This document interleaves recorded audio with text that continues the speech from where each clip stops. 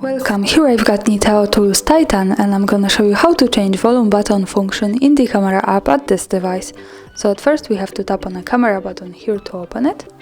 And for now we are in the standard photo mode. The volume keys are here, so let me try to tap on this and see how it works. And as you can see now, by tapping on this, I can easily take a picture. So to change its function, we have to move to more advanced options. Let's go now to the left corner at the bottom. When we tap on this, we can open the advanced camera settings. Now let's focus on this settings bar. For now we are in the general settings. Let's change it to the photo settings here at the center. And from here let's slide a little bit down to the end. And here we have the volume keys option, so when we tap on this we can manage it and we can pick from zoom, shoot or volume. For now let me pick zoom to show you how it works different, and let's go back to the camera.